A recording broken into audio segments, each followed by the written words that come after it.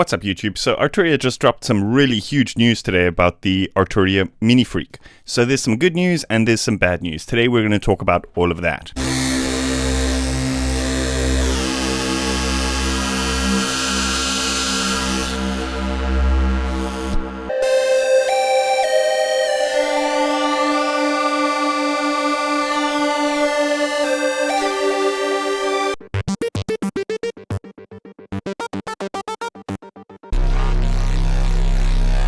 So probably the most anticipated or requested feature in the Arturia MINIFREAK is wavetable synthesis. So this is something that wasn't originally in the MicroFreak, which was kind of like the predecessor to the MINIFREAK. So it wasn't originally in the MicroFreak, and they then later added it, much like they're doing, it seems, with the MINIFREAK. So today they've just launched the latest firmware update for MINIFREAK and MINIFREAK V, which is the kind of software alternative. And one of the big new features in the latest updated firmware for the Arturia MINIFREAK is a new wavetable synthesizer mode. So I was so excited about this. As you may know, I'm a huge fan of wavetable synthesis. I've covered most of the sort of industry standard wavetable synths on my channel. And so I was really excited to dive in and make some wavetables to hopefully supply to you folks to use in your MINIFREAKs. Unfortunately, the bad news is that for now, it seems that they are unwritable. So they've basically given us a set of wavetables that we're stuck with. I might be wrong, but if I remember correctly, in the MicroFreak, when they first added the wavetable synth mode, originally there wasn't a user wavetable mode. There was just the wavetable mode, and then later they added the user wavetables. So perhaps we might see a user wavetable mode. I'm not sure, but it was a little bit of a letdown kind of figuring out the fact that like I couldn't actually load my own wavetables into the latest firmware update. But then I remembered that this is actually what happened with the MicroFreak. Originally they added the wavetable mode, and then they added the user wave mode, which allowed you to add your own wavetables. So please, Arturia, if you're watching or listening to this, we would definitely love to see that user wavetable mode.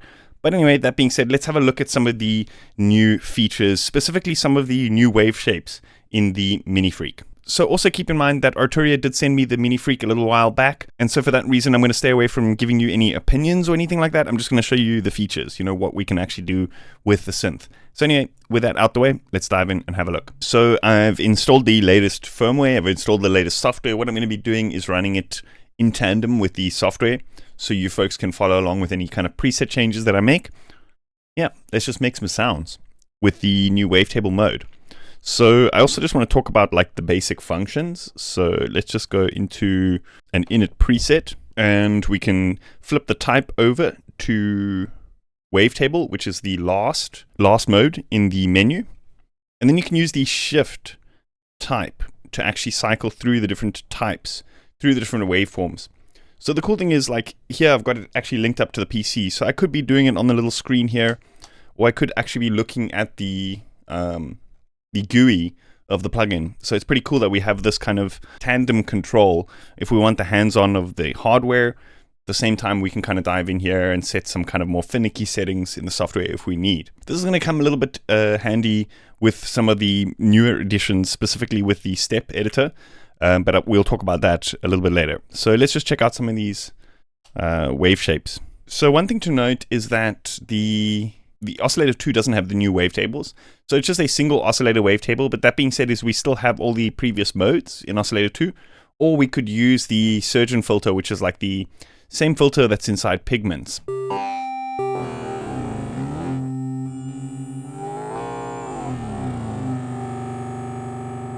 But now let's just leave that off. We're going to get into some of the effects. So I just want to put in a distortion in the first chain. So they've actually added a new effect over here called Super Unison, which is pretty cool because it basically takes, it's no longer applying unison to the actual voices. It applies unison to the signal chain. So this will be post the distortion rather than pre the distortion. So often I find, like, when you have multiple voices running into a distortion, it can kind of sound a little bit muddy. Whereas if you want a thicker multi-voice sound, in my opinion, it's better to run mono into the distortion and then have like some kind of unison effect or something after the distortion. So here, let's set this into mono.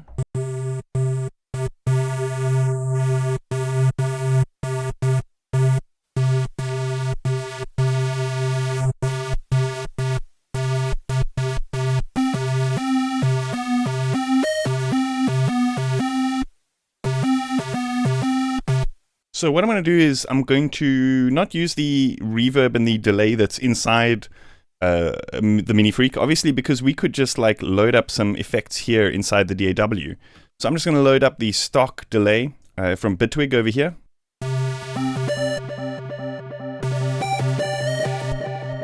So now this obviously gives us this extra third chain for another effect. You know, we could go with something like the multi-comp.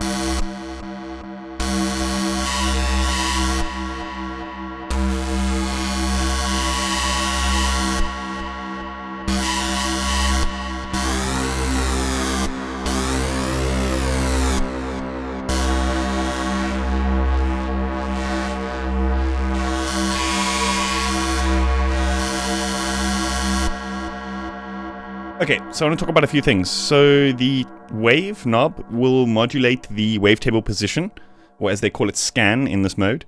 The timbre will modulate the width, or otherwise basically the pulse width modulation, as you can see there in the image. And then the tone, this one is actually really cool because it snaps to the center, and you've actually got a little bit of wiggle room there.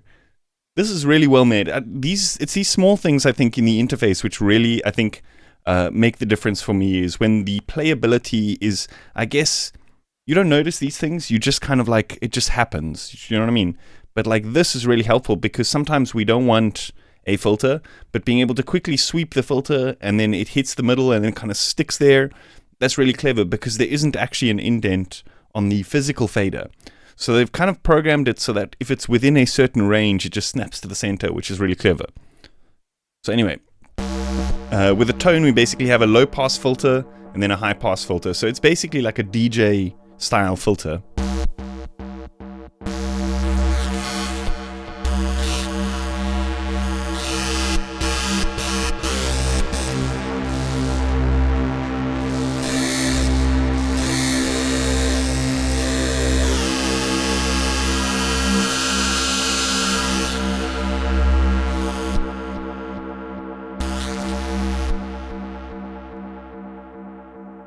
Cool. Okay, so I'm just going to leave this patch. We can cycle through a couple of the waveforms.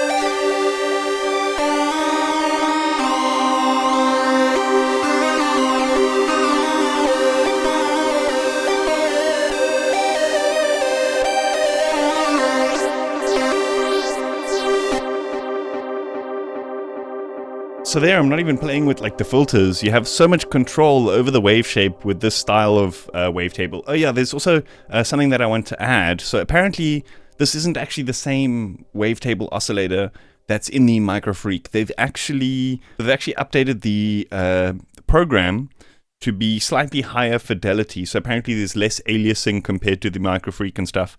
And you can actually hear it. I mean, despite the fact that we've kind of distorted the heck out of the sound, it still sounds relatively good.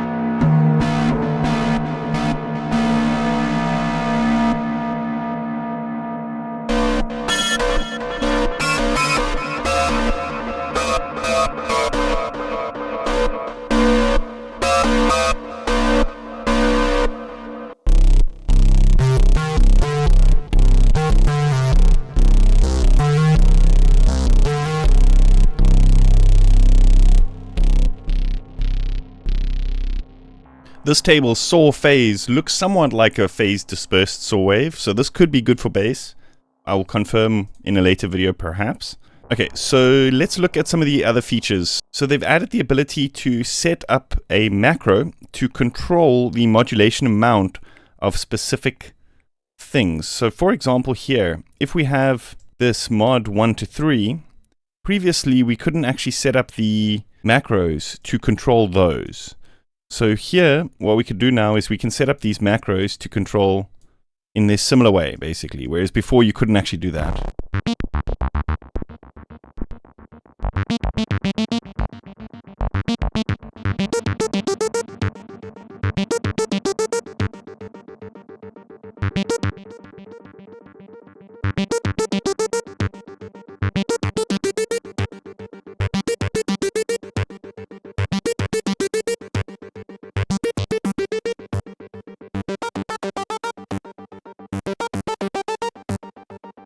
So they've also, in the LFO shaper, they've added the ability to set the rate per one step, whereas before it was all steps. So what this means is we can draw in a complex shape, and then time it depending on one step, so you can get much faster movements. So you can essentially use this as like a custom MSCG, whereas before that was a little bit more difficult.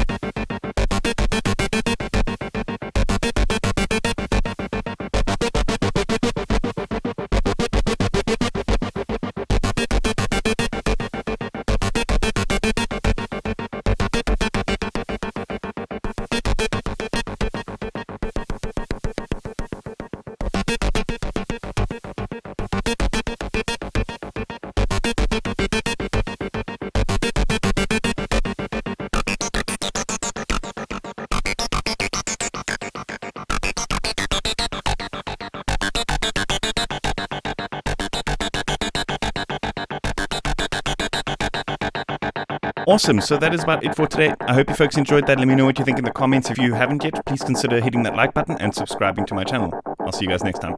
Cheers.